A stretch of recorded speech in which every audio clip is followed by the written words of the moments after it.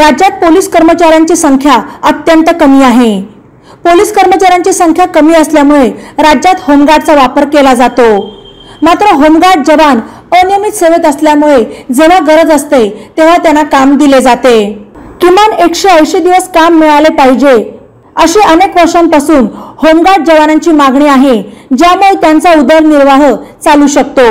Home guard जवानांच्या मागणीबद्दल उपमुख्यमंत्री देवेंद्र फडणवीस यांनी मागच्या हिवाळी अधिवेशनात महाराष्ट्र गृहरक्षक दल अर्थात होमगार्डच्या जवानांना किमान 180 दिवस काम देण्याचा निर्णय जाहीर केला होता।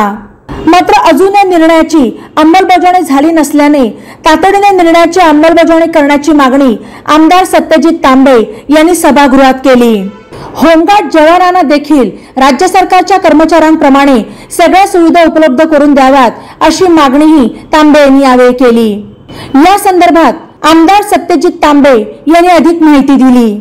पोलिसांवरचा जो ताण असतो, आपल्याला माहिती की पोलिसांची संख्या अत्यंत कमी आहे, कर्मचारी संख्या कमी आहे। त्यामुळेच महाराष्ट्रामध्ये होमगार्ड यांचा वापर मोठ्या प्रमाणावर केला जातो। होमगार्डचा इतिहास पाहिला असता ज्या ज्या वेळेस महाराष्ट्र राज्याला कुठं ना कुठं गरज पडली, ते सण उत्सवांची बाबतीमध्ये असो किंवा आपत्ती व्यवस्थापनाच्या बाबतीत असो, होमगार्ड राज्याच्या सेवेसाठी कायम उपलब्ध असतात। 53,000 होमगार्ड आज महाराष्ट्रामध्ये काम करतायत। मात्र त्यांना जे काम दिलं जातं ते अनियमित आहे। जेव्हा गरज असेल तेव्हाच त्यांना बोलवलं जातं आणि म्हणून त्यांची अनेक वर्षांची मागणी होती की आम्हाला किमान 180 दिवस वर्षाला काम मिळावं, जेणेकरून त्यांचा उदरनिर्वाह त्याच्यात चालू शकतो। त्याबाबत मागच्या हिवाळी अधिवेशनामध्ये माननीय गृहमंत्री देवेंद्रजी फडणवीस साहेब यांनी महाराष्ट्र गृहरक्षक दल होमगार्ड जवानांना किमान 180 दिवस काम देण्याचा निर्णय जाहीर केला। मात्र आजही त्याची अद्यापही अंमलबजावणी झालेली नाही। तरी त्या निर्णयाची अंमलबजावणी तातडीने व्हावी। त्याचबरोबर होमगार्ड यांना देखील सरकारी कर्मचाऱ्यांच्या प्रमाणात सगळ्या सुविधा उपलब्ध करून देण्यात यावा असा विशेष उल्लेख मी या ठिकाणी करत आहे। बातम्यांसाठी नवा मराठा YouTube चॅनलला सबस्क्राइब करा